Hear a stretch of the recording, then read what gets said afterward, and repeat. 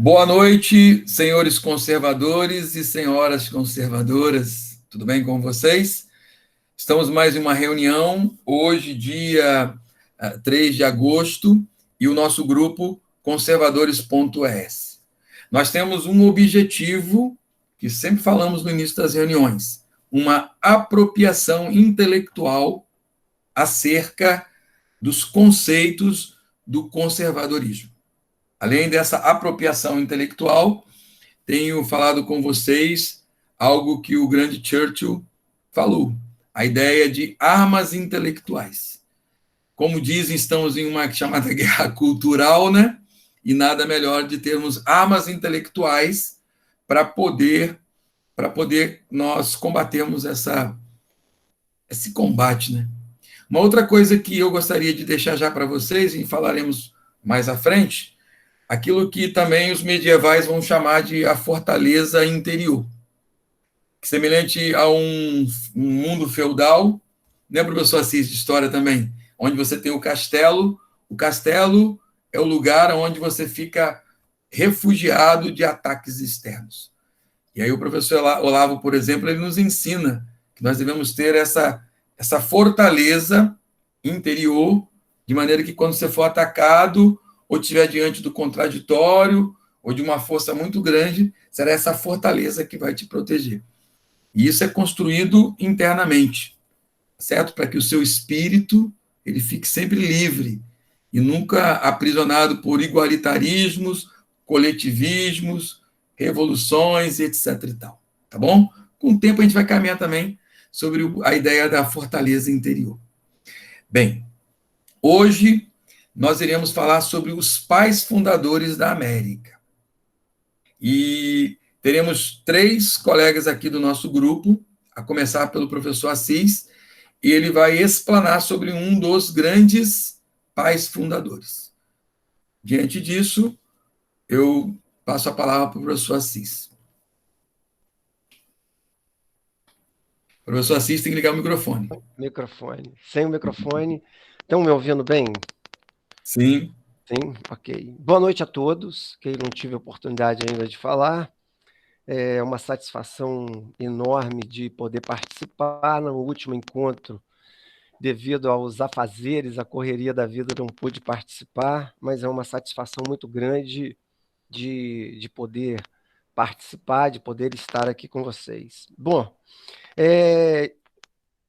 George Washington, ele nasce na terceira década do século XVIII, 22 de fevereiro de 1732, e George Washington ele é oriundo de uma das famílias mais ricas da colônia da Virgínia, né? Região mais ao sul, dentro das origens dos Estados Unidos. E o George Washington ele se destaca porque ele foi, sem sombra de dúvida, um dos maiores, na verdade, o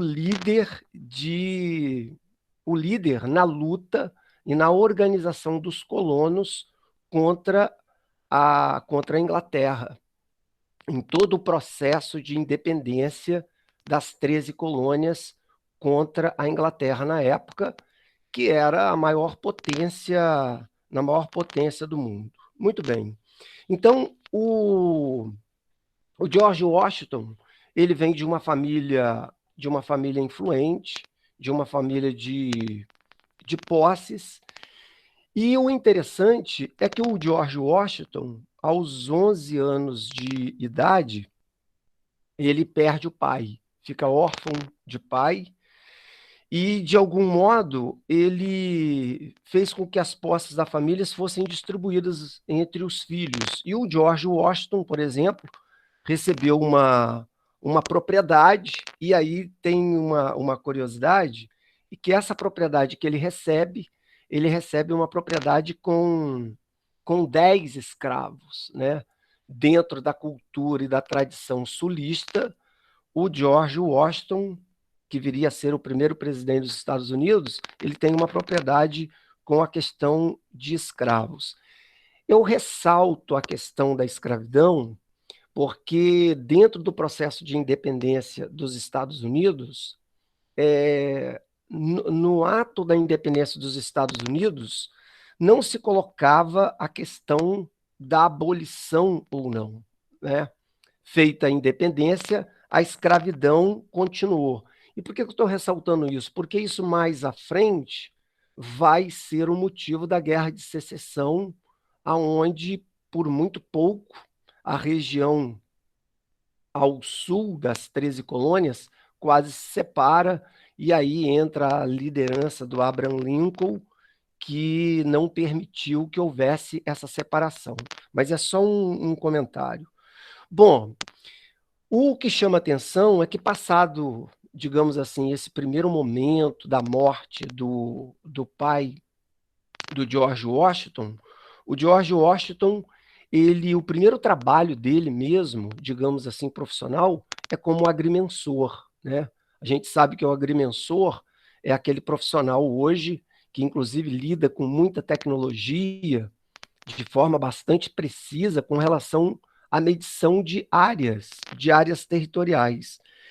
E então o primeiro emprego dele é como agrimensor e ele chega depois a ter um processo de aprovação de uma instituição de ensino que faz com que ele realmente se dedique à vida como agrimensor, alguém que realmente é envolvido. Bom, em 1752,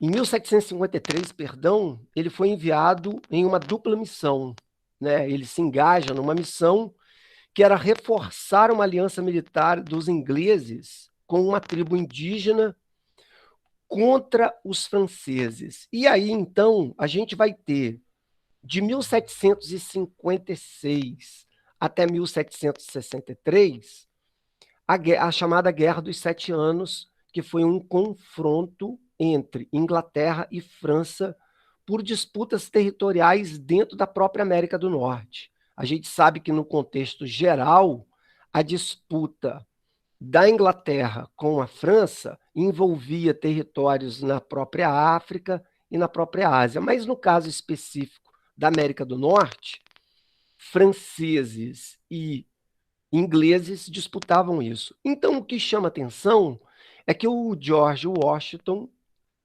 como um colono, podemos dizer assim, ele se engaja num confronto junto aos ingleses para poder combater os franceses, ok? Então, esse é um ponto muito interessante. Bom, o que vai acontecer? A Inglaterra, então, vitoriosa,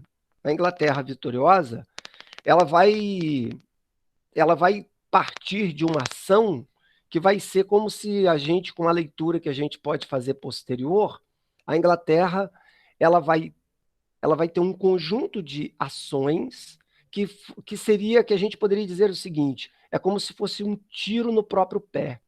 Por que isso?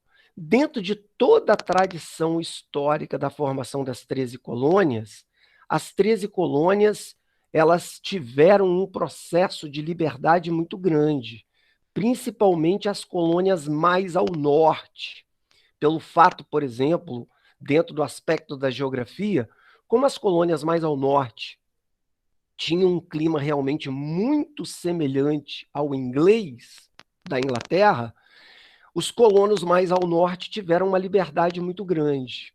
Então, o que se chama de negligência salutar. Então, essa negligência salutar era o seguinte: os colonos ingleses praticamente se autogovernavam, pagavam os seus impostos, e a Inglaterra, de qualquer maneira, recebia os seus impostos sem que ela tivesse que ter uma preocupação de um controle extremo, ou de um controle, como, por exemplo, ocorreu com as colônias da Espanha e a própria colônia portuguesa, no caso o Brasil, com relação a Portugal.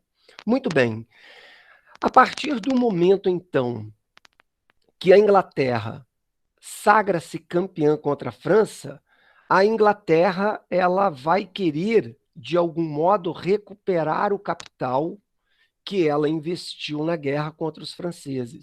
E dessa maneira, então, ela começa a apertar e começa a criar uma série de impostos que desagrada aos colonos ingleses. E aí nós tivemos, em 1775, o primeiro Congresso da Filadélfia. Nesse Congresso da Filadélfia, um dos presentes, o George Washington, ele atua nesse congresso como um representante da Virgínia, e nesse primeiro congresso, a própria atuação do George Washington não é uma ideia de separação, não é uma ideia de rompimento, ok? Bom, a Inglaterra, ela cobra uma série de impostos que, devido à revolta dos próprios colonos, ela, ao longo do tempo, ela revoga alguns desses impostos, até que a Inglaterra, então, chega, por exemplo, a embargar o porto de Boston. Só para vocês terem uma ideia, 1/3 das transações comerciais da época passavam pelo porto de Boston, iniciava ali. E aí esse porto de Boston ele é fechado, quando então as 13 colônias resolvem realmente todo um processo de lutas contra a Inglaterra. Bom, aí, para a gente também não ficar muito em delongas, onde é que eu quero chegar? Quem vai liderar toda a manifestação, e inclusive eram milícias que se formavam armadas dentro das 13 colônias, quem vai liderar todo o processo de luta das 13 colônias contra a poderosa Inglaterra vai ser exatamente o George Washington. Então, o que chama atenção é o seguinte: o George Washington ele se inicia dentro de um plano, eu diria, familiar, fica órfão de um pai aos 11 anos, assume uma série de responsabilidades, recebendo inclusive de herança uma própria área, e depois ele acaba se tornando praticamente um líder da nascente nação. Então, era preciso, então, naquele momento, de uma liderança realmente muito coesa, de uma liderança que soubesse aglutinar contra a maior potência da época. Bom, um outro ponto importante e que vale destacar aqui então, eu acabei me perdendo aqui, é só seguir o seguinte raciocínio. O George Washington, ele começa, de fato, a se destacar na sua liderança, digamos assim, das forças enquanto exército, lutando a favor, lutando ao lado dos ingleses, porque ele luta e se organiza contra os franceses. Depois, essa liderança, devido aos exageros da cobrança de impostos, o George Washington é capaz de liderar, então, uma revolta, a chamada Revolução Americana, contra os ingleses. Bom, dentro de todo o conjunto de lutas, eu queria destacar para vocês também que o George Washington, depois que praticamente as 13 colônias se posicionam e vencem a Inglaterra, ele tem um certo período de afastamento da vida política e ele se dedica praticamente às propriedades. A partir do momento, então, que as 13 colônias veem a necessidade da organização de uma constituição, ele novamente se envolve na política e acaba sendo eleito o primeiro presidente dos Estados Unidos, ok? Bom, diz a história que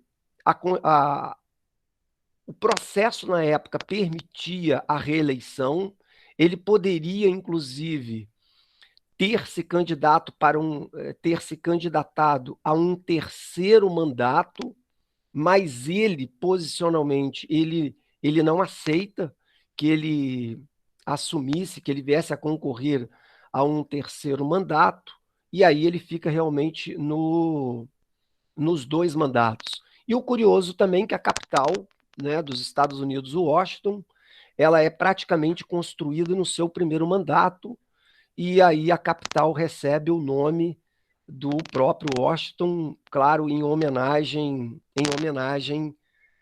a ele.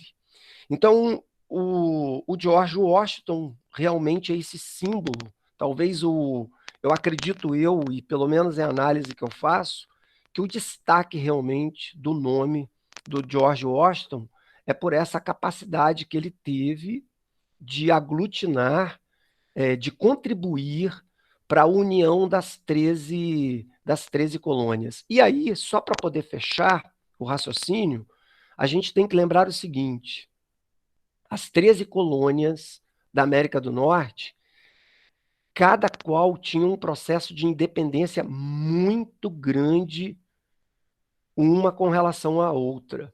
Então foi preciso realmente lideranças muito capazes, muito eficazes, para que naquele momento em que se decidiram lutar pela independência, para que elas mesmo se unissem. E o interessante é marcar que o próprio nome desse novo país é bastante sugestivo. Estados Unidos da América do Norte. Ou seja, foram capazes de separar as suas diferenças para que eles realmente pudessem se unir e lutar por um processo de independência. E essa autonomia é uma marca, inclusive, até hoje, aonde, por exemplo, a gente poderia citar em que certos estados americanos têm a pena de morte e outros não. É como se dissesse o seguinte: olha, somos unidos, mas nós temos a nossa individualidade e nós vamos preservá-la a todo custo. É isso, Marquinhos. Muito bom. Aproveitou, já fez uma parada de história, e aí quem vem depois já está calçado à independência dos Estados Unidos. Assis, duas coisas aqui.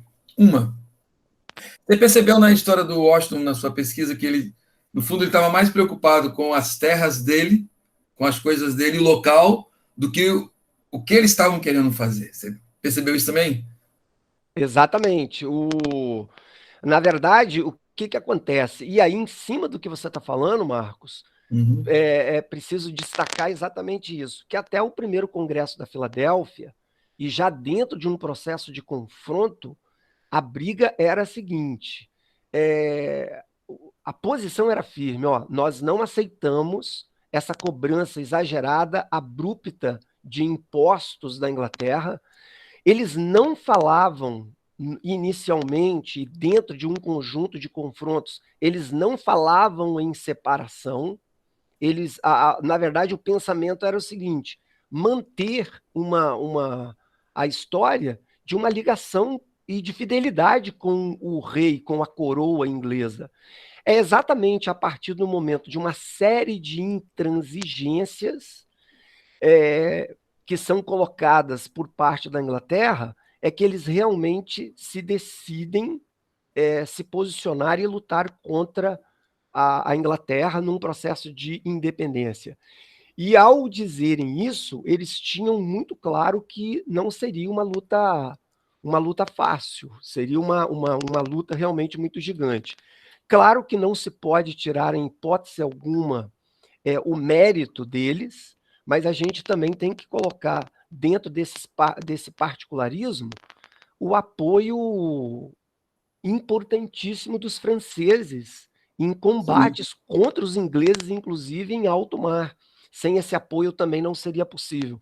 Para a gente ver que realmente é uma marca individual de cada colônia ao se unirem para se posicionar, mas o interesse realmente era os interesses particulares dentro de cada colônia realmente, né? E é Essa isso ideia aí. do interesse particular, eu levantei ela, e o Washington deixa isso muito claro. Depois vocês vão dar uma olhada mais também na biografia. na terra deles e na região na qual ele estava. É claro que um problema maior se agigantou, que foi aquela questão dessa intransigência que você falou, Assis, da coroa. Não queriam se desvencilhar da coroa. Mas por que eu estou dando essa ênfase à terra? Você pode reparar que na própria história do George Washington, a ideia da propriedade é muito forte. Você olha a cultura americana, a ideia da propriedade é muito forte. Porque é na sua propriedade, é na sua região, que você pode transformá-la da maneira que você quer. E em sistemas que falam em coletivismos, você atinge a ideia de propriedade. Então, você repara duas coisas que tem muito claro nos Estados Unidos. Primeiro, a noção do direito da sua propriedade. O americano ele faz a América. Não sei se vocês já perceberam essa noção dessa expressão, fazer a América. Do nada, eles constroem aquela nação maravilhosa. Então, eles fazem a América. E começa tudo com a sua propriedade. E a sua propriedade também está numa região. Por isso que a ideia das 13 colônias. Elas vão lutar junto, porém, elas vão manter o seu federalismo. O federalismo norte-americano não é igual ao do Brasil. O Brasil é um federalismo frágil. Você veja essa questão atual agora, dessa questão desse voto aí, que está sendo, essa semana é uma semana difícil no Brasil. Por quê? Nós temos um federalismo em que, no fundo, um poder central domina tudo. Isso não acontece nos Estados Unidos. Eles podem até ter erro nas eleições, só que cada estado está resolvendo o seu problema localmente. Então, esse é um detalhe que eu gostaria de deixar para vocês. Fica muito claro que o Washington estava muito mais preocupado com a terra dele, com as coisas dele, mas foi forçado a uma luta maior e ganhou toda essa relevância. Você vê também assim, Assis, dessa forma? Não, exatamente, Marcos. É dessa maneira aí. O que chama realmente atenção é isso, é o particularismo das colônias ao longo de todo esse processo, né? E aí, inclusive, esse particularismo, ao meu ver, ele explode depois no século XIX, quando a gente tem a Guerra de Secessão, ou Sim. seja, as colônias do Sul, por exemplo, ao se tornarem, claro, junto com as demais independentes, elas mantiveram a grande propriedade, quer dizer, você tem o proprietário, você tem, por exemplo, a questão escravocrata, que continuam como uma posse. A partir do momento que você teve o desenvolvimento do norte e a própria escravidão, de algum modo, começa a incomodar as colônias ao norte, há uma, digamos assim, uma interferência histórica da parte do norte também, que os sulistas não vão aceitar. E quer dizer, é através de muito sangue, de muita luta, Sim. que um se sobrepõe ao outro, mas é muita luta. E as marcas, por exemplo, depois da questão do racismo e tudo mais, mas isso aí é outro debate, né? Outro lema, mas a questão permanece esse fator realmente de particularidade entre as regiões, sem sombra de dúvida. O Assis, Sim. e eu sempre ouço também, tá, uma questão, quando nós avaliamos a formação do Brasil e dos Estados Unidos, sobre a questão das intenções primeiras com relação à questão da colonização, né? Enquanto me parece que no Brasil existia uma intenção mais predatória, exploratória, nos Estados Unidos a intenção era de fato fixar pousada, tá? Isso eu estou te falando que são situações que eu já ouvi, entendeu? Você, na sua forma de ver, isso procede? O Paulo, a questão toda é a seguinte: o que chama atenção ao longo de todo o processo histórico das 13 colônias, principalmente mais as colônias mais ao norte, elas tiveram uma característica muito diferente do processo de colonização do Brasil, que foi o seguinte: As 13 colônias, mas as mais ao norte, com um clima, digamos assim, mais frio, elas tiveram um processo de desenvolvimento de uma autonomia muito grande. Só para você ter uma ideia, as colônias mais ao norte desenvolveram um processo de autonomia e de comércio que a história chama de comércio triangular. Então, por exemplo, os colonos mais ao norte, eles tinham embarcações, navios próprios, aonde eles eram capazes de comercializar com a América Central e com a África. Muitas das vezes concorrendo com os próprios ingleses. Então, tenta imaginar, em pleno século XVII, final do século XVII e durante o século XVIII, o próprio colono concorrendo com a própria Inglaterra. Então, essa autonomia foi algo realmente marcante dentro da história americana. Então, é provável, né? É provável, e eu vejo dessa maneira, que toda essa autonomia, essa liberdade que a América do Norte teve, com exceção mais ao sul, que tinha uma ligação muito grande com a Inglaterra, porque o que eles produziam, principalmente tabaco e algodão, era produto muito interessante para os ingleses. Então, os mais ao sul, eles mantiveram uma ligação, eu diria até uma dependência maior com relação à Inglaterra. Não foi o que aconteceu com, digamos assim, praticamente 8, 10 colônias que ao longo do tempo tiveram uma independência muito grande. Então, olha que coisa interessante. Bastou um momento histórico para que a Inglaterra apertasse um pouco mais na cobrança de impostos para que as 13 colônias, incluindo as do Sul, que tinham uma dependência maior, dissessem, ó, peraí, agora não. Aí vocês já estão exagerando, vocês nunca fizeram isso conosco. Então, quando a Inglaterra tentou fazer isso, o que fizeram? De forma articulada, organizada, se articularam e fizeram a independência. Ao passo que, no nosso caso, por exemplo, você tem todo um processo de domínio da metrópole sobre um processo de colonização muito bem amarrado. Para você ter uma ideia, as 13 colônias da América do Norte foram capazes, dentro desse processo de luta, se articularem e fazerem com que a comunicação, por exemplo, chegasse de uma ponta a outra antes que qualquer notícia chegasse à Inglaterra. O Brasil teve uma prova disso com a Inconfidência Mineira, também na segunda metade do século XVIII, aonde, por exemplo, Minas não conseguia se comunicar, a elite mineira não conseguia se comunicar com toda a capitania de Minas, não existia uma articulação de comunicação, por exemplo, com outras capitanias, vamos dizer assim, que poderiam participar de um processo de luta de independência do Brasil liderado por Minas. Então, quer dizer, nós tínhamos uma fragilidade muito grande nesse sentido.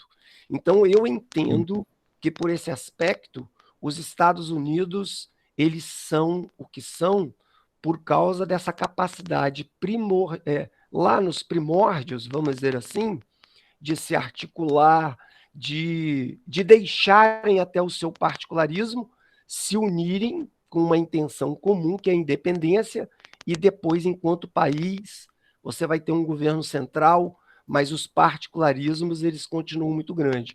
Isso nós não conseguimos fazer, tá ok?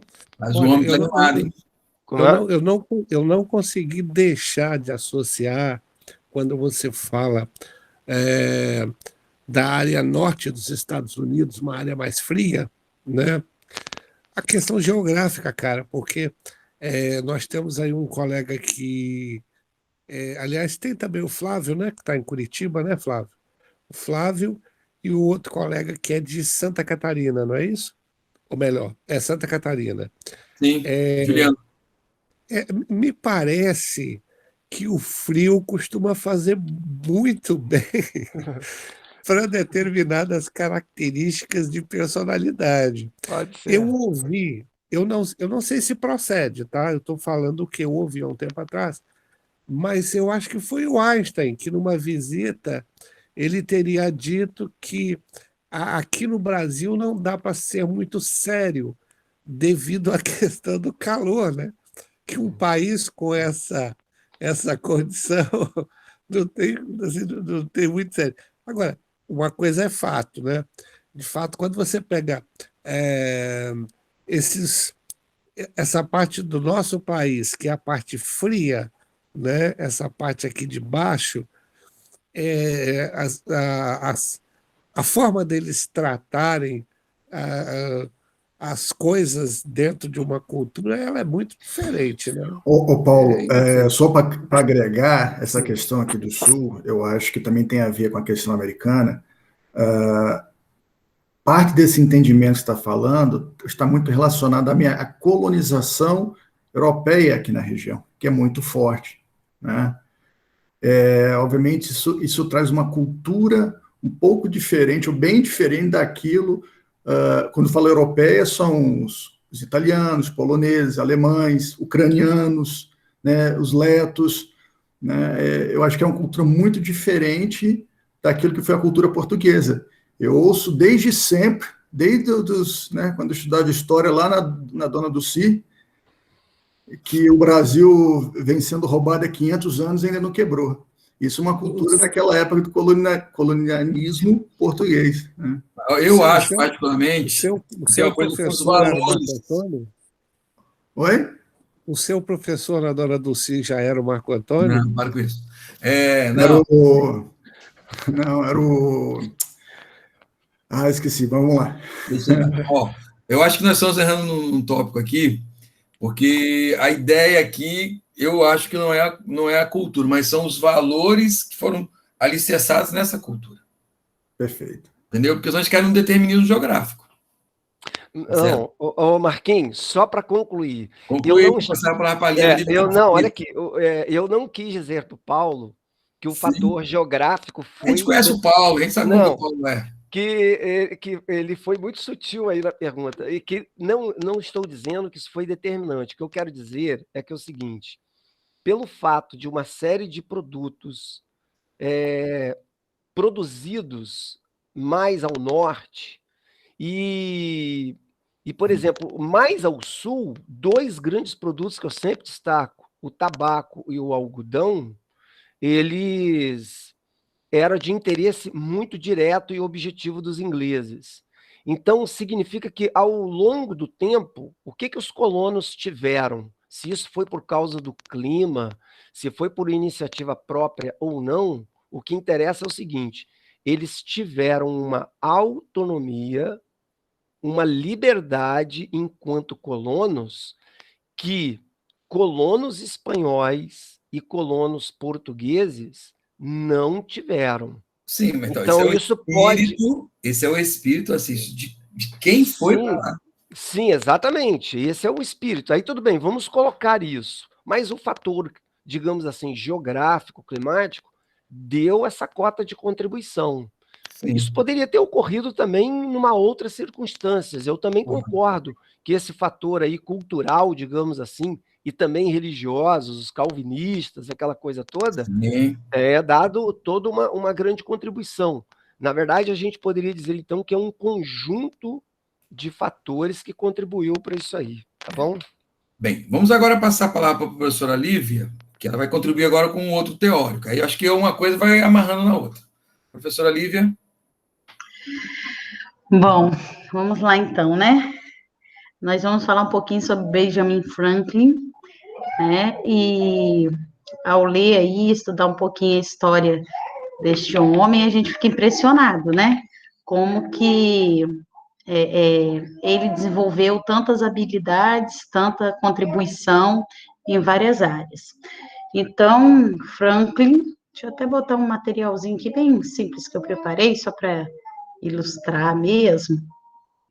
Vou colocar aqui, só abrir ele aqui. Aí. Tá dando para ver aí, pessoal? Acabou que era para eu ter pego o celular, né? Tá tranquilo? Sim. Tá dando? Sim, né? Então, Benjamin Franklin tá aí, né? Nessa nota de $100, né? Que poderia estar com a gente, essa nota de $100. Bom, então ele foi, né, um escritor, um editor, ele foi cientista, ele foi político, ele foi diplomata, ele foi um grande empreendedor e ele era religioso também, né? Ele era calvinista. Ele nasceu em Boston. No momento do seu nascimento, ainda os Estados Unidos não estava organizado como Estados Unidos, como estava, né, ainda estava nas colônias, né, que eram comandadas aí pela Inglaterra. Ele nasceu em 1706 e ele viveu aí 84 anos, né, falecendo em 1790. Então, fiz um pequena apanhada aí da vida dele, né, para entender o porquê que ele, qual foi a sua contribuição para hoje a questão dos Estados Unidos, né, de como que os Estados Unidos chega a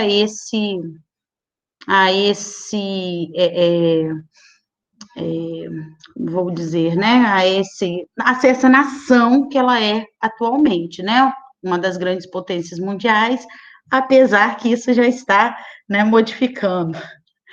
Mas, então, nós temos aí, né, ele, aos 12 anos, ele já começa a ingressar no ramo, né, da edição e escrita. Na verdade, ele vai trabalhar com seu irmão, e ele começa a ver que ele tem habilidades para escrita, e então ele começa a redigir alguns textos, não é bem aceito pelo seu irmão, enfim, entra um pouco em conflito.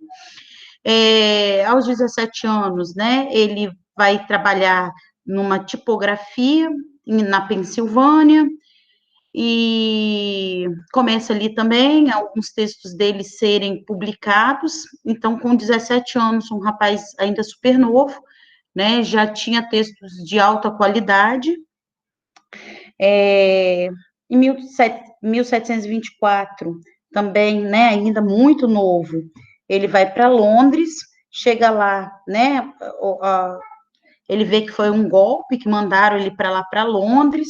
Quando foi em 1726, ele consegue retornar aqui, né, volta novamente para os Estados Unidos, que ainda, né, segue sem essa organização de Estado, né, ainda colônia. E aí ele vai, então, trabalhar em um jornal, e aí, nesse jornal, né, ele, na verdade, ele se torna dono, juntamente com um sócio desse jornal, de um jornal e de uma imprensa, e ali também ele começa a desenvolver várias, ele contribui, né, inaugura uma biblioteca, ele está nas Filipinas nesse momento, ele inaugura, né, é fundador do Corpo de Bombeiro, ele inaugura a Universidade da Pensilvânia, então ele encabeça aí, né, nos locais que ele está aí, um desenvolvimento, não só em determinada, em uma específica área, mas ele pensa, né, em várias, ele vai começar a atuar contribuindo para várias áreas. E aí, quando chega em 1746, né, ele começa a se dedicar à área científica, e aí ele vende tudo que ele tem, todos os bens que ele tinha adquirido, e para investir nesse conhecimento científico, que era a área da eletricidade, que era algo que ele, né, ficou fascinado, e nesse estudo que ele começa a se aprofundar, ele aí descobre, né, os polos positivos, passou aqui, os polos positivos e negativos aí da carga elétrica, desenvolve o para-raio, ele cria as lentes bifocais, ele cria um aquecedor, enfim, ele começa a desenvolver, né, aí dentro dessa área científica. Politicamente, o que Benjamin Franklin vai fazer, né? Ele, quando como o colega acabou de compartilhar, né, contou um pouco dessa história de como que foi formado os Estados Unidos, foi justamente, né, uma não aceitação desse excesso de impostos cobrados da Inglaterra para as colônias. Então, as colônias agora se organizam, né? E ele vai ser representante da colônia da Filadélfia, neste momento, né, em que há essa elaboração dessa declaração da independência dos Estados Unidos. Então, ele vai aí representar uma dessas colônias. E por isso, né, ele é considerado um dos fundadores aí dos Estados Unidos, que juntamente, né, com demais representantes consegue, é claro, né, a altos custos, né, não foi como foi dito aí por vocês, né, uma maneira fácil, né, não foi tão fácil desta forma como a gente está descrevendo aqui, mas teve todo um custo para poder, né, gerar essa independência como estados organizados, né, como nação. Então, mas ele tem essa contribuição. E é bacana também, né, que eu estava estudando a vida dele, né, a vida particular dele. Benjamin Franklin, ele foi pai de três, né, de 3 filhos. Ele foi casado com uma única mulher, né, durante toda a sua vida, a qual desses 3 filhos ele teve 2, e um, inclusive, morreu muito pequeno, né, com 2 anos. Oi, meu amor, espera um pouquinho, mamãe já vai. Então, dá lá pro seu irmão, que seu irmão põe para você. Então, a gente tem... Espera aí que a gente tem interferência aqui. Tranquilo que é assim mesmo. Tranquilo que é assim mesmo. Passa o slide, Lívia. Aproveita. Aham. E aí eu peguei alguns pensamentos aqui, ó, dele, né? Falando um pouquinho aí do que ele pensava, né?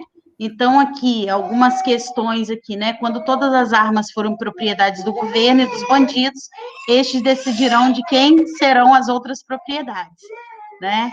E aí... Era meu filho. Espera aí só um minutinho, pessoal, só um instantinho, tá? Fica tranquilo.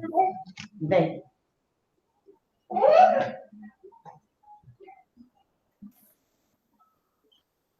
Pessoal, enquanto isso vou eu aqui.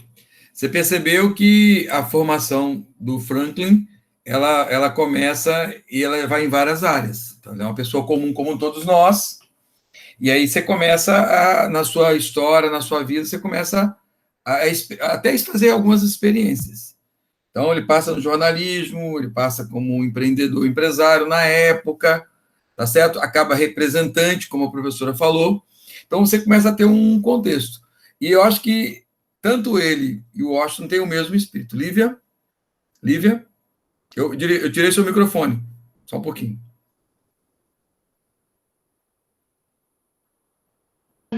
Aí.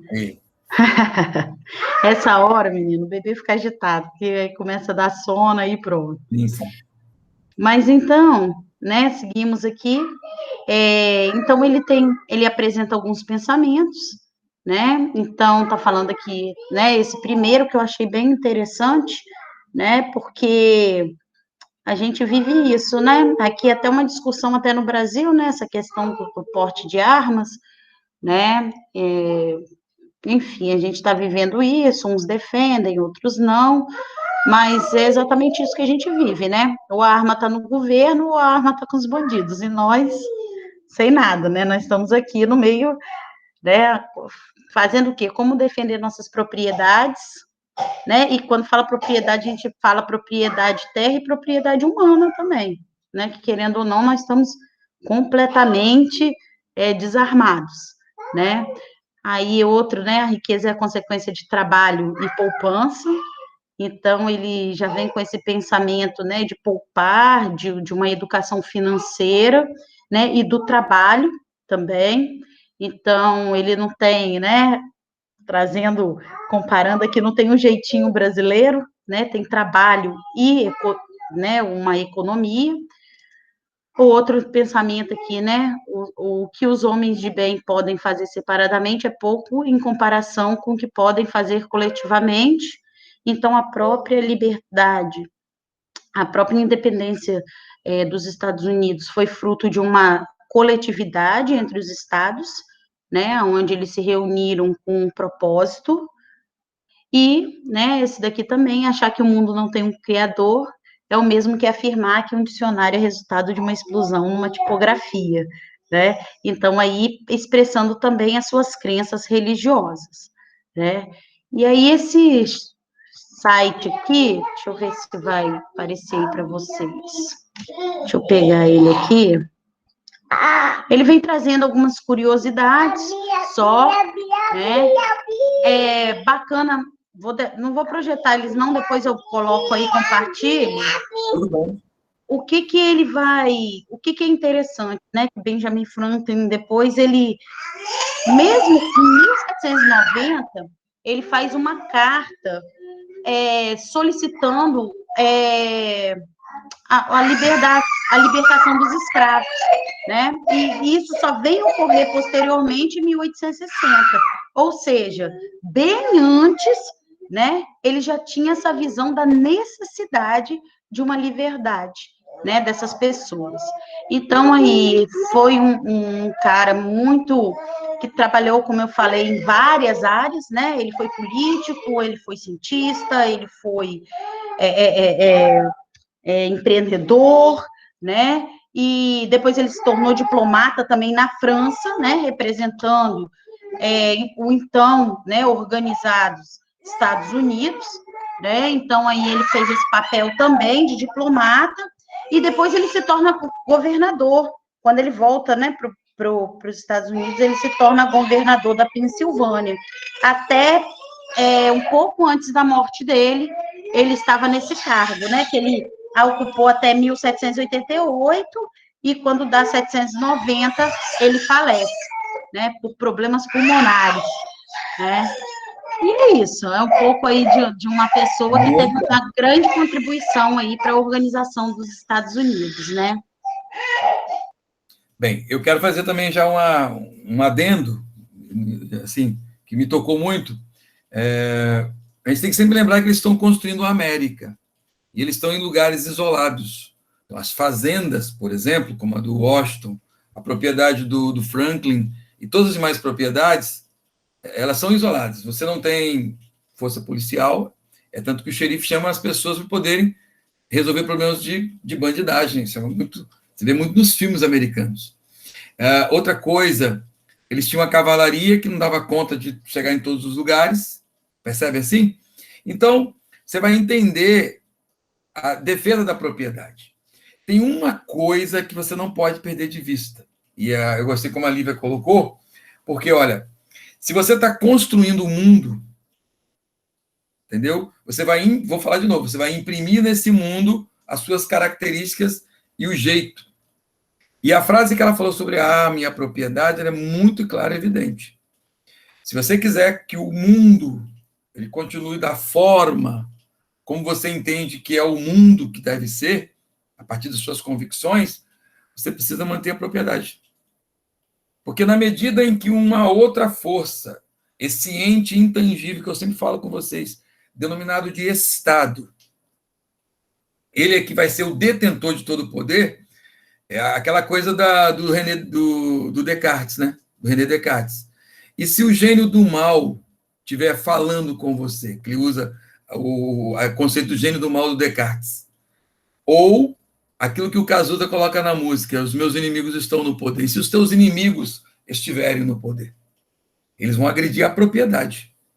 E aí, você não vai poder nem ser quem você é. Por isso que, para nós conservadores, as associações, elas são voluntárias. Lembra sempre disso. As comunidades, elas são voluntárias. E elas têm objetivos específicos. E sempre na relação das comunidades, das pessoas com as suas famílias, a primazia está na relação das pessoas com as suas famílias, nas suas propriedades. Percebe? E isso fica muito claro na história aqui dos pais fundadores. Volta e meia volta, nós temos o quê, amigos? Prezadas, nós temos esse conflito com a propriedade. Tá certo? E eu queria, aproveitando que ela falou sobre o Benjamin Franklin, levantar esse ponto, e se alguém quiser contribuir, também. porque falar é comigo mesmo.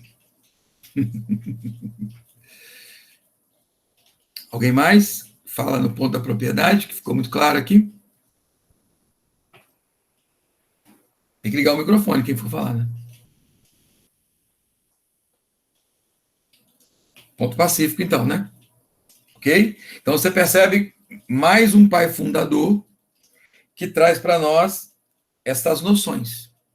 Essas noções de construção de um país, até eu vou usar uma expressão mais além, de um mundo em que a liberdade ela não é um princípio.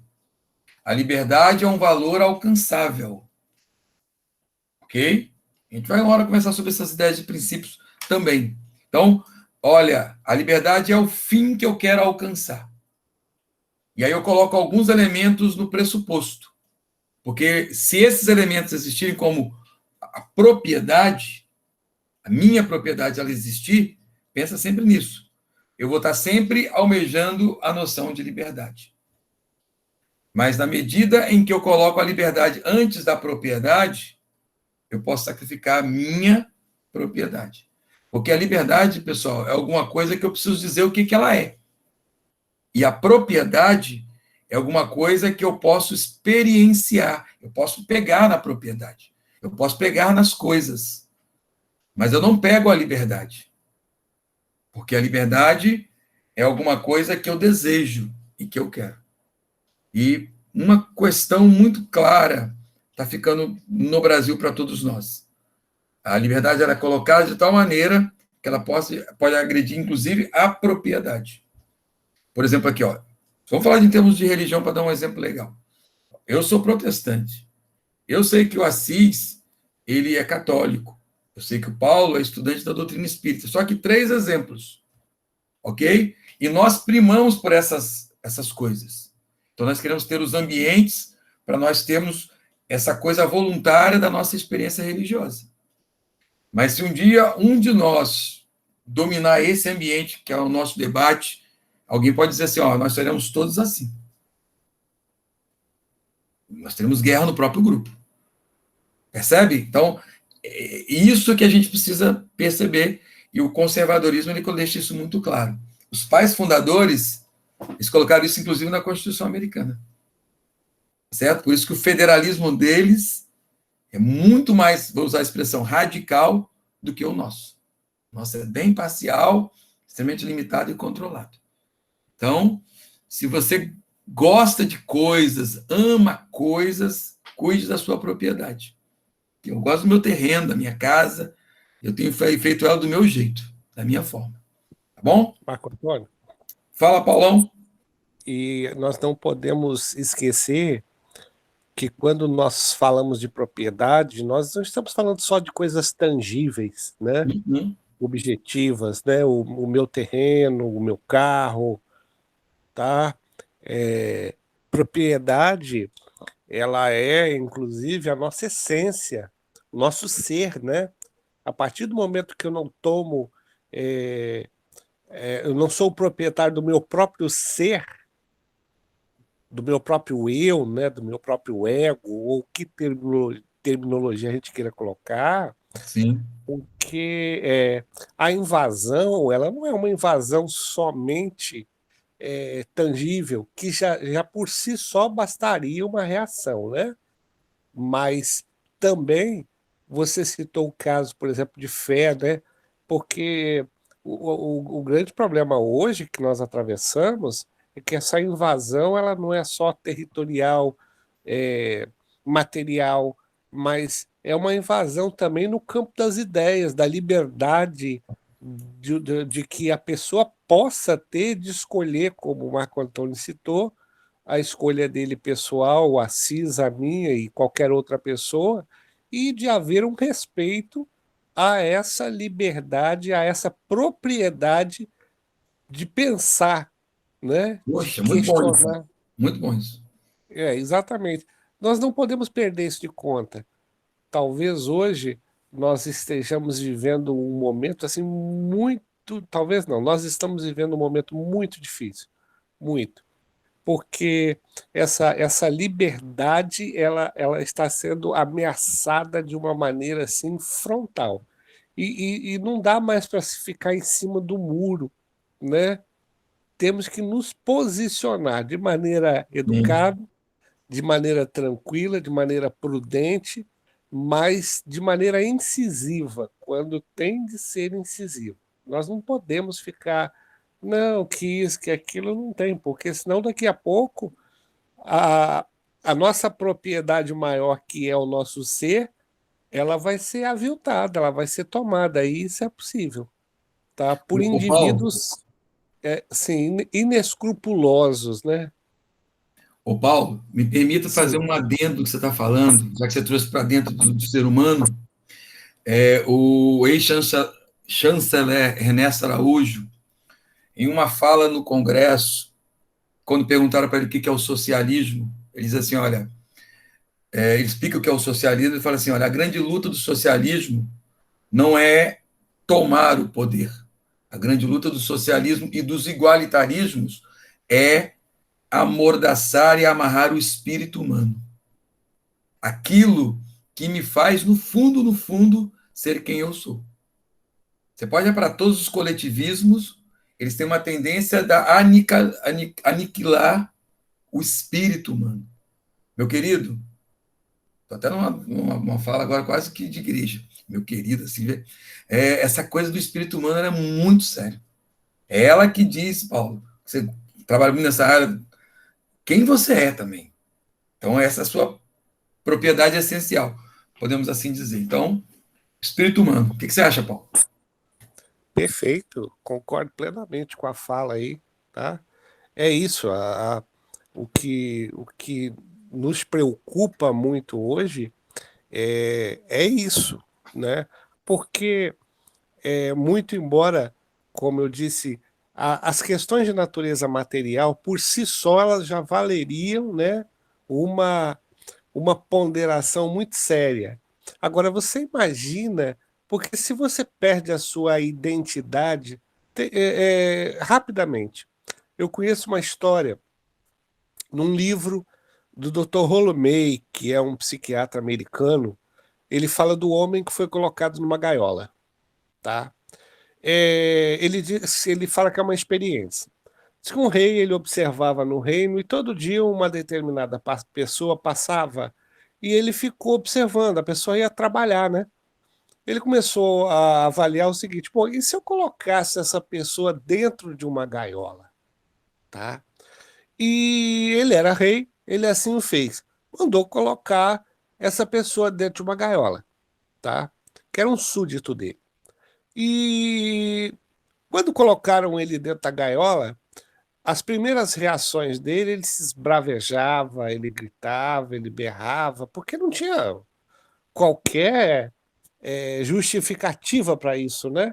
Ele foi pego e colocado dentro de uma gaiola. E ele sempre questionava por que é que me prenderam, eu quero saber, porque eu, afinal de contas, estou aqui e tal.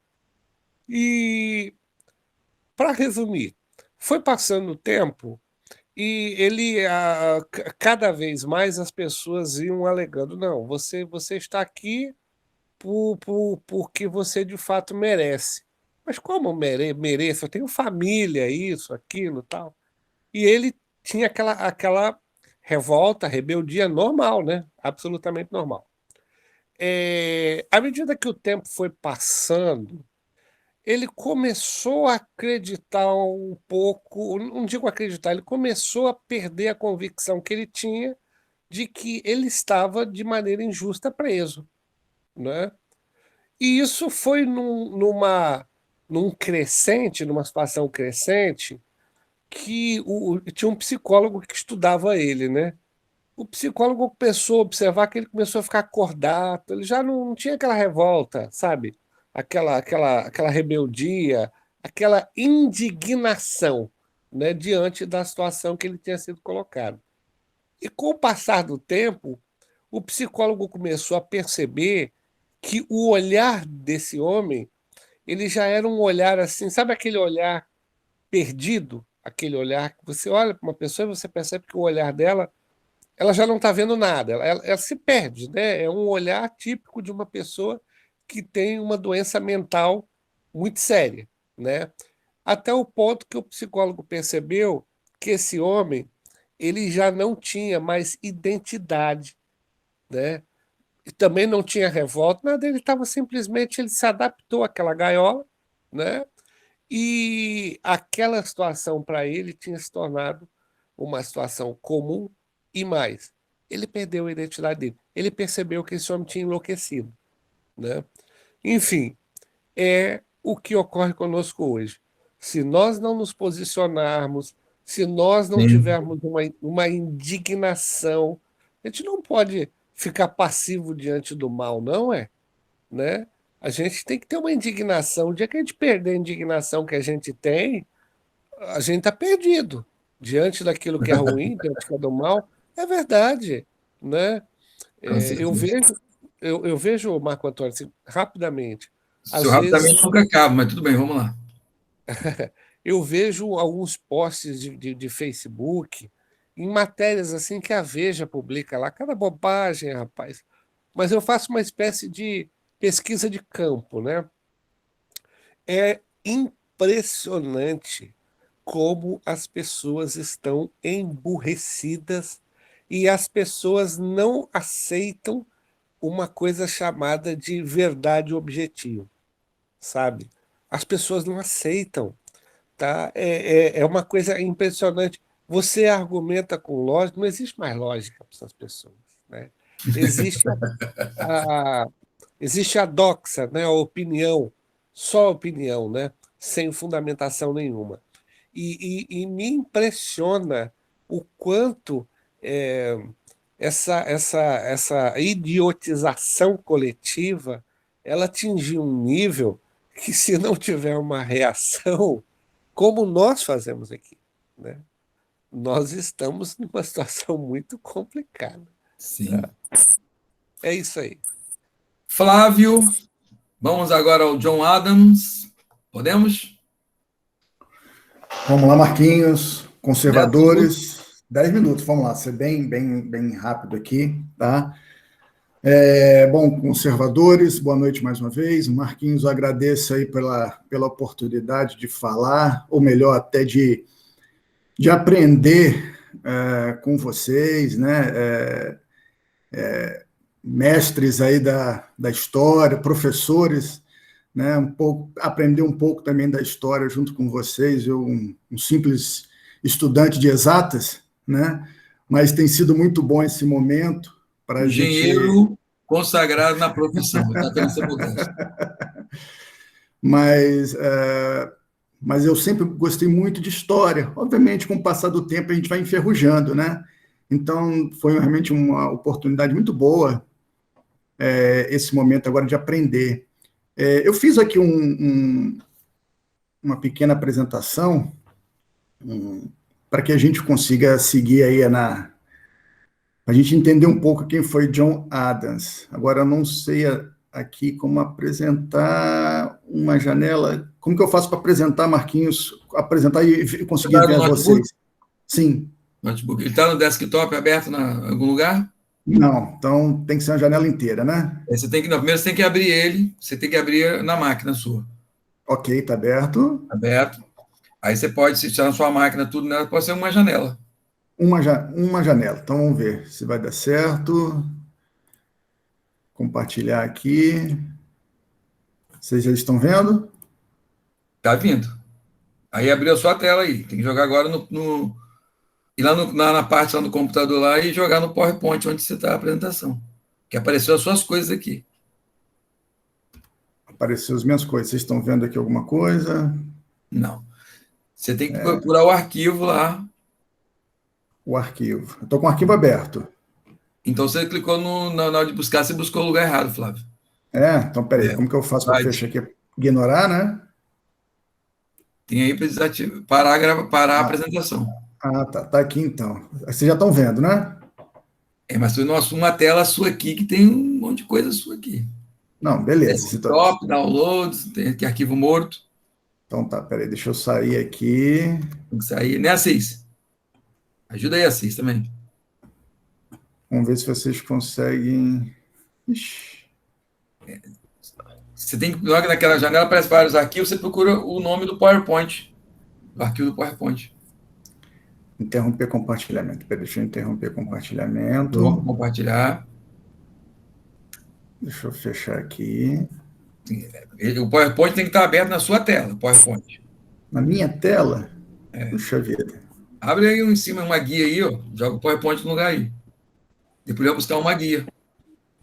Você pode minimiza a página aqui que aparece as câmeras, naquele pontinho, né? Minimiza e você acessa todos os seus arquivos que estão lá no desktop, entendeu? Você abre o arquivo, aí depois você volta para cá.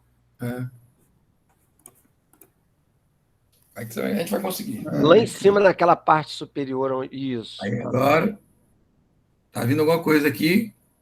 Aí você botou a nossa tela em infinito. Você está clicando na nossa tela. Tá ficando... Desculpa, gente, mas a Não primeira vez é assim. Uhum. Ô, Flávio. Eu sou acostumado com Teams, né? Esse aqui eu estou acompanhando. Você abre primeiro o PowerPoint. O PowerPoint está aberto aqui embaixo. Está aberto aqui. Já está aberto aqui embaixo para mim. Não, mas ele tem que estar aberto a tela. Entendeu? A tela?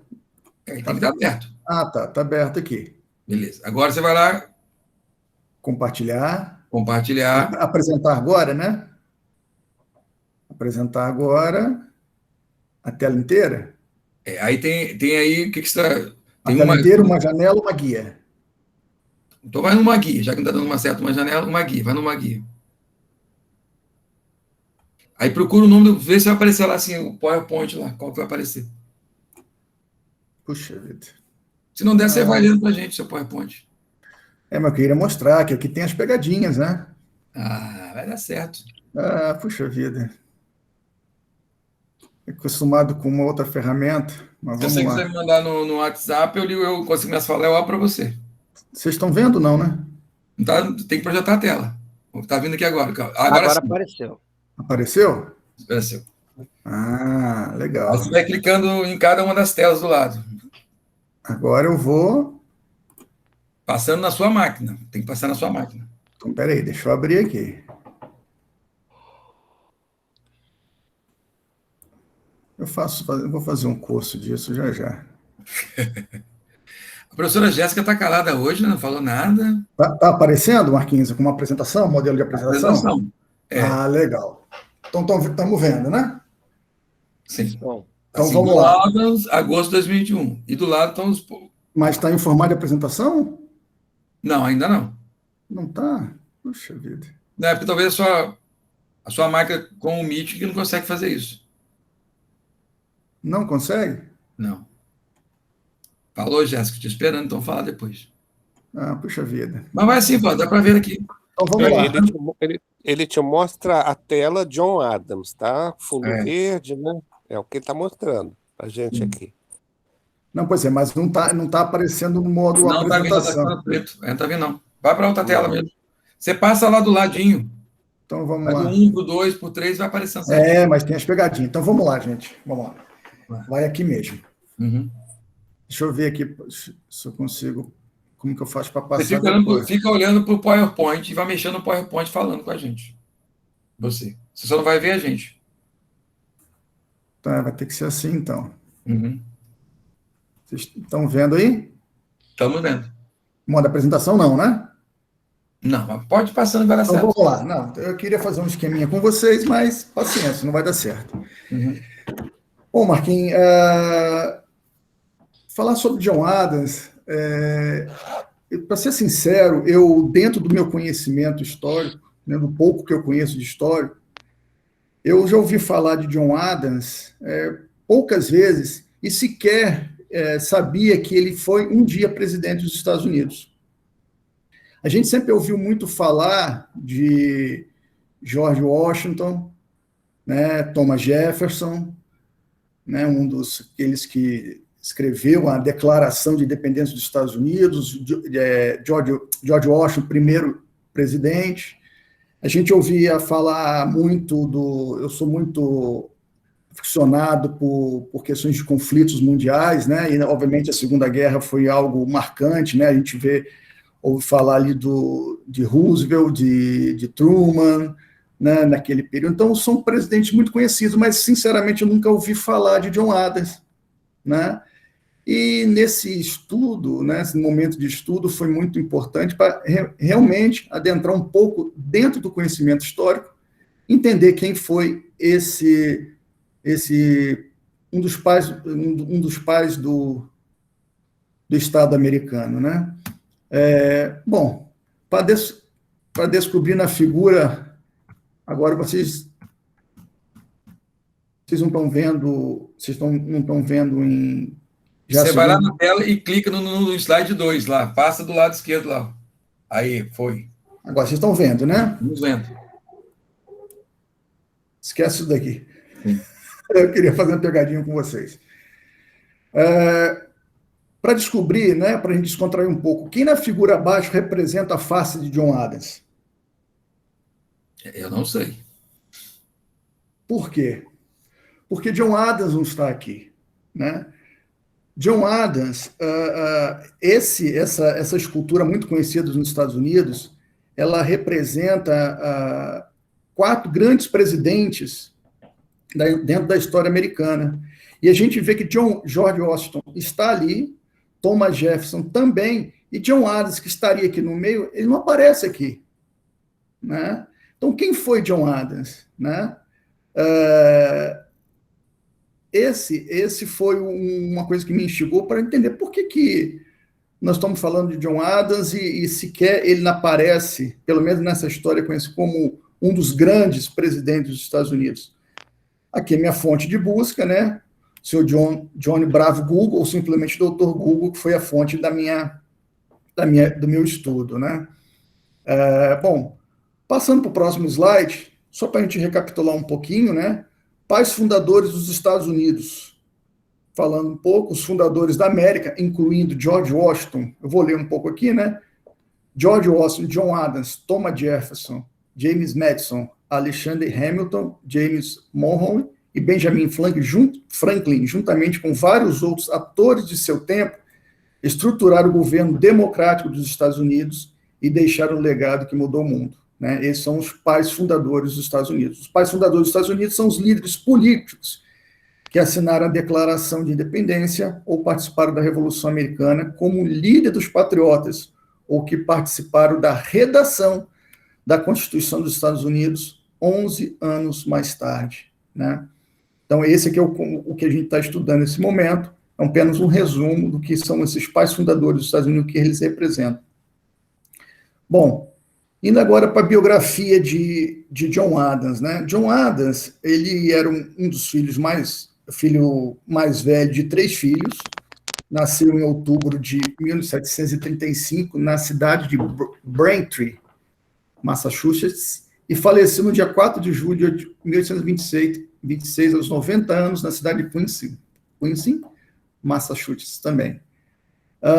Esposa Abigail Adams e filhos John Quincy Adams, Charles Adams, Thomas Braston Adams, Susana Adams e Abigail Adams Smith. Aí uma curiosidade, né? John Quincy Adams, o filho mais velho, ele foi o 6º presidente americano.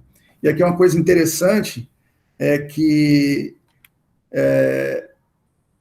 John Adams deixou um legado, né, do seu filho. Né? Muito provavelmente, se o John Adams não fosse um político exemplar, muito provavelmente ele teria muita dificuldade de eleger lá na frente um filho presidente, ou seja, ele deixou um legado importante para a história americana. Né? Uma outra curiosidade, o seu falecimento ocorreu no dia 4 de julho de 1826, dia da independência americana, o qual teve grande influência, ou seja, ele faleceu exatamente no dia 4 de julho, aos 90 anos. Né? E uma outra curiosidade, no mesmo dia do falecimento do outro ex-presidente americano, Thomas Jefferson. São coisas muito curiosas, né? Adams, ele estudou Direito, né, se formou em Direito, mestrado na Universidade de Harvard, Antes disso, ele estudou artes, mas ele seguiu a carreira do direito e entrou para a ordem nesse mesmo ano de 1758. Foi o segundo presidente dos Estados Unidos, né? E anteriormente, primeiro vice-presidente dos Estados Unidos, considerado um dos pais da nação estadunidense. Adams foi estadista, diplomata e um advogado importante no período da independência americana da Grã-Bretanha. Isso é uma biografia rápida de John Adams. Indo para a carreira política e diplomata, né? Me permita, senhores, vou seguir na sequência aqui lendo, né? Adams foi um estadista, diplomático e um advogado importante no período da independência americana da Grã-Bretanha, teórico político do iluminismo, né? Isso aqui, pegando também um pouco da sua biografia dentro desse cenário da sua carreira política, ele tinha o pensamento, comungava do pensamento iluminista. Ocupou cargos diplomáticos na França e nos Países Baixos durante a Guerra da Independência e participou da elaboração do Tratado de Paz. Ou seja, naquele período conturbado, mesmo após a independência dos Estados Unidos, em 1776, ainda alguns anos se seguiram, né, onde o conflito armado ali com a Inglaterra ainda persistiu. Nesse período, ele foi um grande influente, exerceu grande influência para que se chegasse a esse tratado de paz. Adams começou a destacar-se nos primeiros tempos da Revolução Americana, conflito para a independência com a Grã-Bretanha. Advogado e figura pública, teve um papel importante em convencer um Congresso a declarar a independência, né? Por volta de 1765, Adams se mostrou contrário ao feudalismo, à aristocracia e princípio hereditário. Nesse período, se mostrou um verdadeiro conservador liberal e um constitucionalista. Em 1776, ano da independência dos Estados Unidos, 13 colônias declararam sua independência do Império Britânico. Neste período, Adams escreveu um livro de apoio a essa independência e de apoio à legitimidade das constituições desses 13 estados. Adams defendeu a necessidade de uma Constituição americana, por isso ele ficou conhecido como o constitucionalista. Então, Adams, ele, de uma certa forma, ele atuou muito forte dentro dos bastidores, né, nesse período tão importante da história da humanidade, né? História essa passando por muitas transformações, período de guerras, e nesse contexto todo, o Adams, eu percebi nessa leitura, nesse estudo, ele trabalhou muito nos bastidores. Adams até então defensor. Só voltando aqui embaixo uma colinha que eu fiz para mim, tá? Falando um pouco do iluminismo, alguns conceitos. Vamos seguindo aqui. Adams, até então defensor da situação colonial americana, foi indicado pelo seu desempenho como representante do estado de Massachusetts na Câmara das 13 Colônias. O Adams, ele teve uma participação muito importante na indicação de George Washington, né, obviamente ainda lendo um pouco da história dele, teve uma indicação muito importante na definição do George Washington como líder, né, naquele período de revolução, período de guerras pela independência com os Estados Unidos. Então, ele foi um dos que acabou nomeando George Washington para a tarefa de comandar, né, as batalhas, a guerra, a revolução propriamente dita com o Império Britânico. Na ocasião, ele conheceu George Washington, Thomas Jefferson e Benjamin Franklin, entre outros fundadores da nação americana. Neste período, Adams foi um dos que articulou a negociação com a Inglaterra pela independência, a escrita da Constituição americana e a primeira eleição, que teve como vencedor George Washington, onde foi segundo colocado na votação, ocupando então o cargo de vice-presidente. A natureza revolucionária de Adams asseguraram duas presenças como vice-presidente de George Washington e a sua própria eleição em 1796 como segundo presidente do país. Adams foi empossado em 4 de março de 1797 pelo presidente da Suprema Corte, Oliver Wherfor. Como presidente, ele seguiu o exemplo de Washington ao usar a presidência para exemplificar os valores republicanos e a virtude cívica, e seu serviço estava livre de escândalos. Esse é um outro ponto importante. Eu não vou entrar aqui em detalhes, né, do como foi o período em que ele governou, né? Foi um período marcado por muitas controvérsias, algumas revoluções, né? A tal ponto que, em 1800, Adams foi derrotado nas eleições presidenciais por Thomas Jefferson e retirou-se para uma vida pacata em sua cidade natal. Ou seja, George Washington, ele foi eleito por 2 mandatos, seguiu na presidência por 2 mandatos, deu o cargo, John Adams sucedeu, porém ficou só em um mandato, né? Alguns dos pensamentos e frases, né? Frases e pensamentos. Consideramos essas verdades como autoevidentes, que todos os homens são criados iguais, que são dotados pelo Criador de certos direitos inalienáveis, que entre estes são vida, liberdade e busca da felicidade. Isso é um trecho da declaração, o qual Adams ajudou a escrever. Ele foi um dos redatores, junto com Thomas Jefferson e os demais. Pouco antes da eleição, Adams escreveu essas palavras sobre sua nova residência, a Casa Branca. Eu rezo ao céu para que conceda a melhor das bênçãos a essa casa, e todos aqueles que doravante habitarem, que apenas homens honestos e sábios governem sobre este teto. Pelo que eu entendo da religião, ela foi e é uma revelação.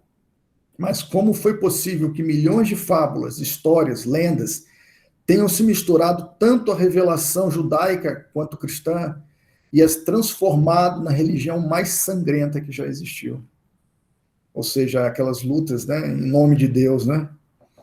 Baseado em tudo o que li sobre a história, política, vida humana e costumes, tirei a seguinte conclusão: o comportamento das mulheres é o parâmetro mais exato para determinar o grau de moralidade e virtude de uma nação. Os judeus, os gregos, os romanos, os suíços, os holandeses, todos perderam o espírito de comunidade e suas formas representativas de governo quando perderam o recato e as virtudes domésticas de suas mulheres. Existem 2 maneiras de conquistar e escravizar uma nação. Uma é pela espada e outra é pela dívida. Eu não vou entrar em detalhes aqui, interpretar essas frases e pensamentos, eu deixo para vocês me ajudarem nesse processo. Mas, por fim, eu só queria deixar um último videozinho aqui.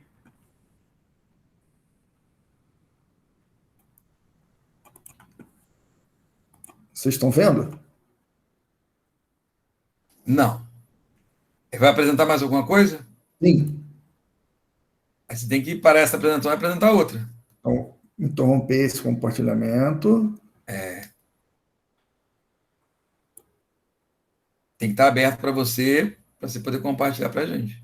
Então, vamos lá. Aí vai ter que entrar como uma guia. Uma guia. Estão vendo? Não apresentou ainda, não. Clica lá em uma guia, está vindo alguma coisa. Ah, está vindo agora. Apareceu? Apareceu. Aí você solta na sua máquina aí, que aparece para a gente aqui. Então, vamos lá. E tira o seu som, Flávio. Tirar meu som? Pode clicar. Be known.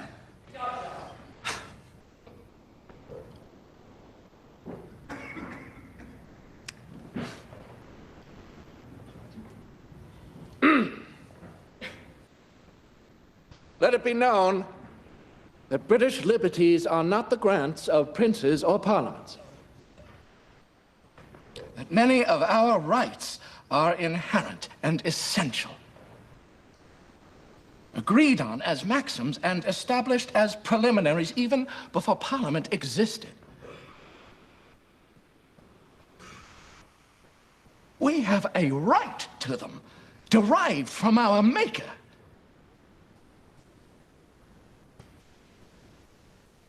Our forefathers have earned and bought liberty for us at the expense of their ease, their estates, their pleasures, and their blood.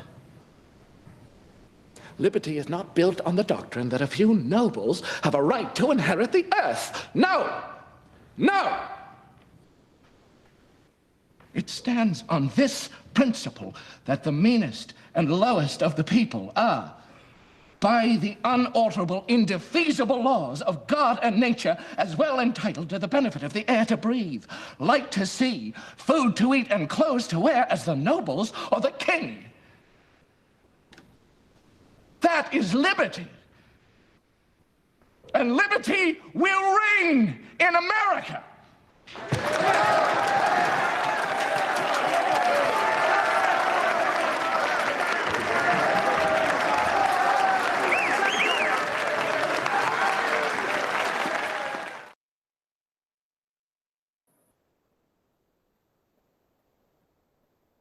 Flávio, você liga o microfone agora. Opa, deixa eu fechar aqui. Não, tá fechado já, pode falar com a gente. Opa. Então é isso, Marquinhos. Eu fiz uma breve leitura, né? Não uma explanação, mas apenas uma leitura do compilado que eu consegui pegar um pouco do John Adams, tá? Como eu falei, não entrei em detalhes da sua vida, do seu período de governo administrativo, mas quem foi ele antes, né, dele se tornar o segundo presidente dos Estados Unidos. Foi um cara que realmente um diplomata que trabalhou forte nos bastidores junto com os demais pais da América, né, para construir a primeira carta magna do país, né, a Declaração de Independência, né. Foi um cara que tinha esses pensamentos, os pensamentos conservadores, liberal, né, um constitucionalista e afinco na questão da liberdade do povo americano frente àquilo que eles estavam vivendo naquele momento. Muito bom. Olha, estou orgulhoso, hein? Você foi muito bem. Tirando os problemas técnicos, não tem jeito mesmo, o restante. Queria abrir esse tempo agora com a professora Jéssica. Você vai falar uma coisa, professora?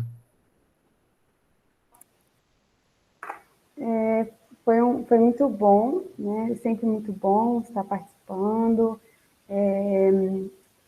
tendo acesso ao compartilhar de todos, sem dúvida enriquece bastante, amplia a visão, e foi muito, muito bom participar. Por incrível que pareça, hoje eu comecei a ler esse livro, que vai tratar sobre a crise da educação ocidental, e esse livro, Dawson, ele vai tratar justamente sobre a educação americana. Então, por incrível que pareça, o tema veio a calhar com esse movimento de estudo e, sem dúvida, ampliou a minha visão para compreender com maior profundidade.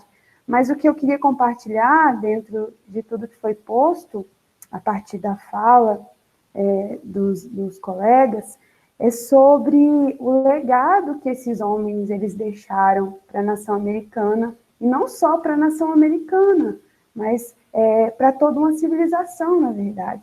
Então, o quanto que essa hombridade, esse caráter que é demonstrado quando cada um foi trazendo aspectos biográficos desses homens, essa postura, essa solidez, tudo isso vai culminar em uma nação forte.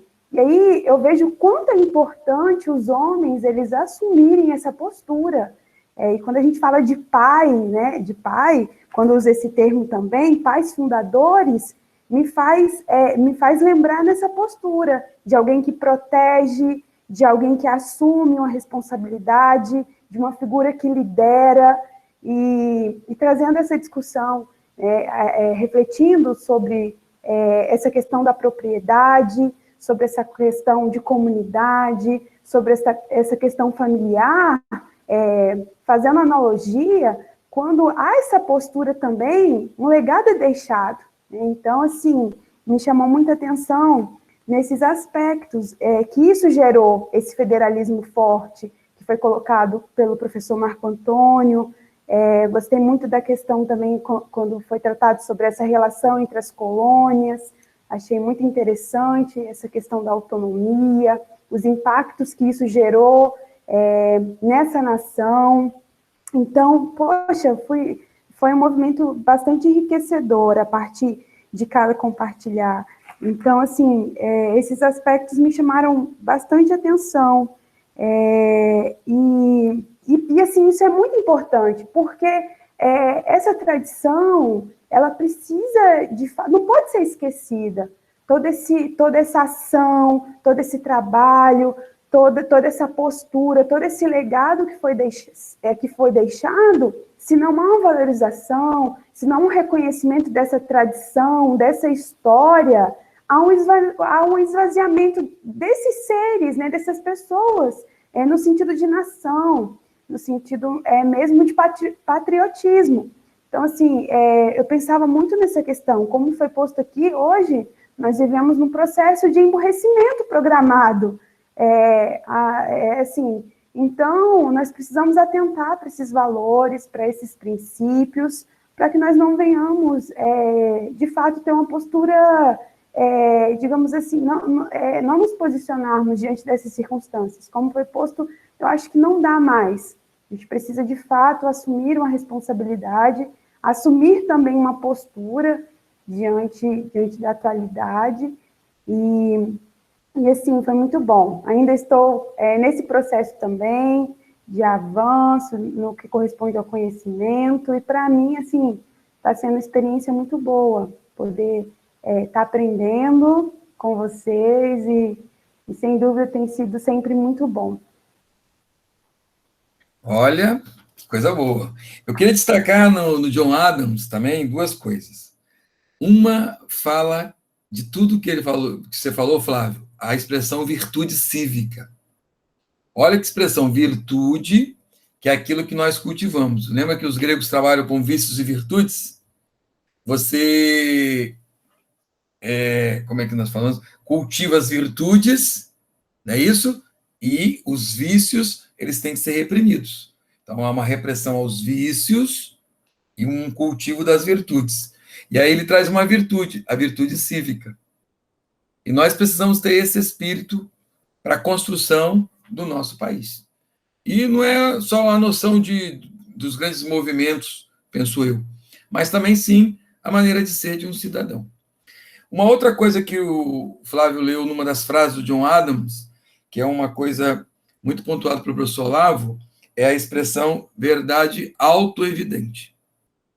Depois a gente vai parar para conversar sobre isso, mas rapidamente, Flávio, não sei se você percebeu isso nas frases. Você tem a verdade que é descrita, e aquela verdade que precisa ser legitimada até filosoficamente. E tem aquilo que os americanos vão chamar, tá certo, da verdade autoevidente. Ou seja, a verdade autoevidente, você não precisa fazer a narrativa sobre ela. Ela está clara ali na sua frente. Então, essas verdades autoevidentes, no Brasil, em termos educacionais, etc., etc. e tal, também, como a professora pontuou, entre outros elementos, você pode reparar, a verdade no Brasil, ela é descritiva. Então, a noção de verdade autoevidente, ela se perdeu entre nós. Ela não tem muito fundamento. E os pais fundadores, eles trazem à tona essa noção daquilo que é autoevidente, que não precisa de uma explicação, tá certo? A própria experiência com o fato, ele fica claro para você. Mas, tudo bem, esse é um assunto que a gente tem que depois trabalhar um pouquinho mais. Alguém mais gostaria de contribuir sobre John Adams? Porque senão eu vou parar um pouco a gravação. Então, tá bom. Vou parar aqui, a gente faz as considerações finais. Obrigado a todos que apresentaram nesta noite. Tá bom? Só um minutinho. Eu vou conseguir aqui, só um pouquinho. Só um minuto.